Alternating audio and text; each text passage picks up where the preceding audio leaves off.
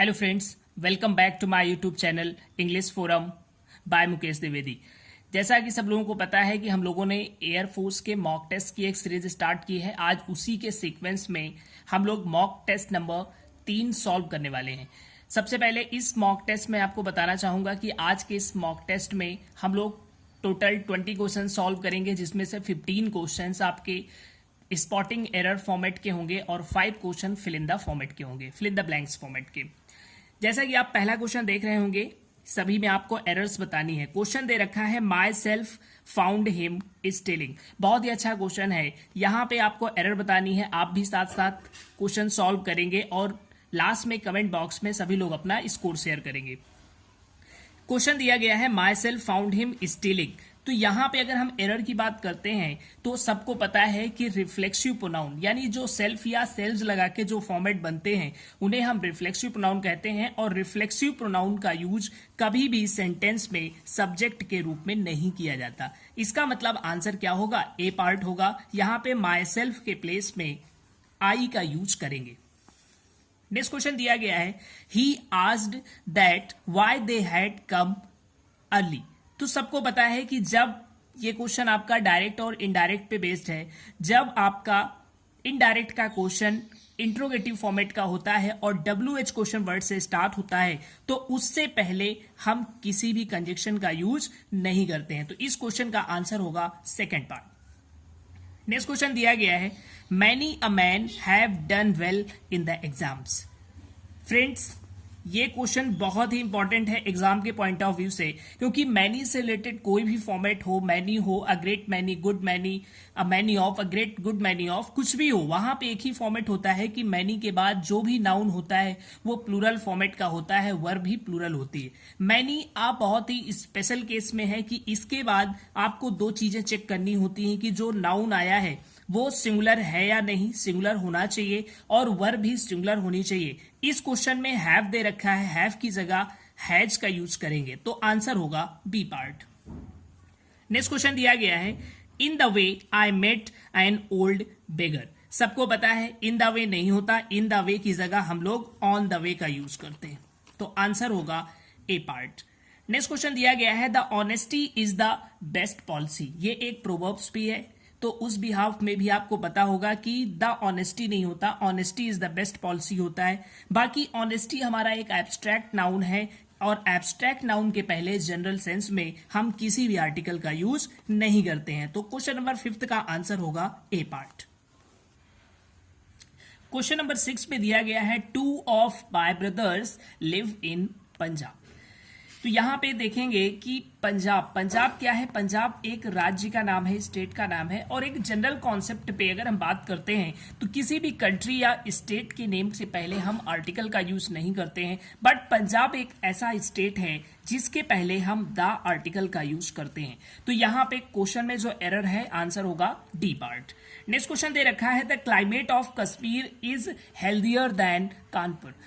बहुत ही important question है, क्योंकि ग्रामर कहती है कि comparison should be the main things, यानी जो कंपैरिजन होना चाहिए वो हमेशा इक्वल चीजों में, सेम चीजों पे होना चाहिए। यहाँ पे हम क्लाइमेट का कंपैरिजन एक सिटी से करा रहे हैं, जो कि गलत है। यानी कि climate of Kashmir is healthier then, या तो हम लिखें द क्लाइमेट ऑफ कानपुर या फिर हम देन दैट ऑफ कानपुर। तो आंसर क्या होगा? D part. ये रूल आप हमेशा आगे के सेट पेपर के लिए भी याद रखिएगा कि कंपैरिजन हमेशा इक्वल चीजों पे करते हैं। अगर यहां पे क्लाइमेट है, क्लाइमेट कश्मीर की है, तो आगे हम कानपुर की क्लाइमेट से ही कंपैरिजन करेंगे। That means answer will be D part. Question number 8 में दे रखा है I have such a book which you can not find elsewhere.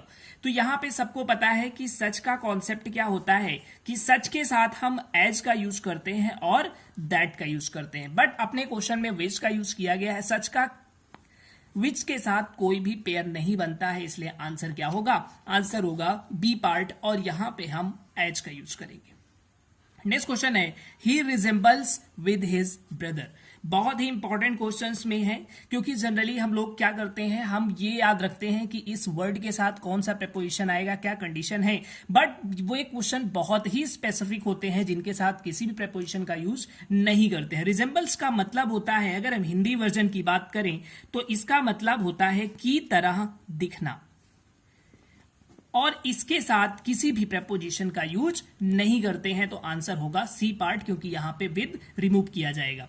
Question number 10 में दे रखा है Mohan is very better than Ram. बहुत ही अच्छा क्वेश्चन है।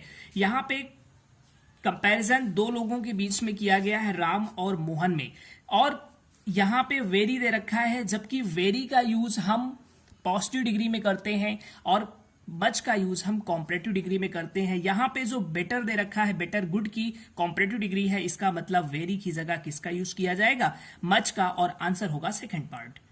नेक्स्ट क्वेश्चन दिया गया है if I was a bird I would fly in the sky.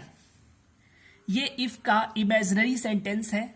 आप सभी लोगों ने पढ़ रखा होगा कि जब हम इमेजिनरी सेंटेंस की बात करते हैं तो वहां पे सब्जेक्ट हमारा सिंगुलर हो प्लूरल हो कोई मैटर नहीं करेगा, लेकिन वर्ब के रूप में हम वॉच का यूज नहीं करते हैं, वर का यूज करते हैं। बहुत सारे सेंटेंस बन सकते हैं। If I were God I would make this world peaceful. If I were PM of India, I would remove corruption from my country। तो यहां पे क्या करना है, आपको सब्जेक्ट के नंबर के हिसाब से वर्ब यूज नहीं करना है। यहां पे हम केवल और केवल वर्ब का यूज करेंगे, और आंसर होगा ए पार्ट। नेक्स्ट क्वेश्चन दिया गया है this table is made from would. बहुत ही अच्छा कॉन्सेप्ट है, क्योंकि मेक के साथ हम ऑफ का यूज भी करते हैं और फ्रॉम का यूज भी करते हैं, लेकिन जब सेंटेंस क्या हो, केवल फिजिकल चेंजमेंट हो, तो वहां पे हम ऑफ का यूज करते हैं, और जब केमिकल चेंजमेंट होता है तो वहां पे फ्रॉम का। ये क्वेश्चन बहुत ही इंपॉर्टेंट है, इस पे कई बार एयरफोर्स में, नेवी में, एग्जाम्स में क्वेश्चन पूछे गए हैं। तो यहां पे क्या है, वुड का सिर्फ स्ट्रक्चर चेंज हुआ है, उसका फिजिकल जो रूप है वो चेंज हुआ है, तो यानी यहां पे फ्रॉम की जगह क्या आएगा, ऑफ आएगा, और आंसर होगा सी पार्ट। क्वेश्चन नंबर 13 दे रखा है you had better to stay there. Had better का मतलब होता है क्या अच्छा होगा, क्या अच्छा नहीं होगा, और इसका कॉन्सेप्ट है कि इसके बाद केवल V1 का यूज करते हैं, 2 + V1 का यूज नहीं किया जाता है। तो you had better to stay there की प्लेस में you had better stay there होगा, और आंसर होगा सी पार्ट। इसमें बहुत सारे सेंटेंस हो सकते हैं। फॉर एग्जाम्पल आप बोल रहे हैं कि आपके लिए अच्छा होगा कि आप यहां से चले जाएं, you had better leave here. आपके लिए अच्छा होगा कि आप अपना काम समय से करें, तो you had better complete your work at proper time. तो यहां पे मेन फोकस करने वाली जो चीज है कि हैड बेटर के बाद V1 का यूज करते हैं, 2 + V1 का नहीं। नेक्स्ट क्वेश्चन सेम कॉन्सेप्ट पे है, I made him to laugh. Make के बाद भी हम केवल V1 का यूज करते हैं, 2 + V1 का यूज नहीं करते हैं, तो टू लाफ की जगह हम यहां पे लाफ का यूज करेंगे। ये दोनों क्वेश्चंस बहुत ही इंपॉर्टेंट हैं, इन पे कॉन्सेप्ट को हमेशा याद रखना है। नेक्स्ट क्वेश्चन है सी रिगार्ड्स मी एज हर गार्जियन। इस क्वेश्चन में कोई भी एरर नहीं है, क्योंकि जहां पे रिगार्ड आता है, रिगार्ड का मतलब होता है की तरह मानना, और इसके बाद एज का यूज जरूर होना चाहिए, और क्वेश्चन में दे रखा है, इसका मतलब इस क्वेश्चन में कोई भी एरर नहीं है। अब नेक्स्ट क्वेश्चन जो है वो fill in the blanks format पे है। पहला क्वेश्चन दिया गया है सी वॉज मैरिड, उसके बाद ब्लैंक है अ डॉक्टर सन। ऑप्शन है टू आएगा, विद आएगा, ऑफ आएगा, या फ्रॉम आएगा।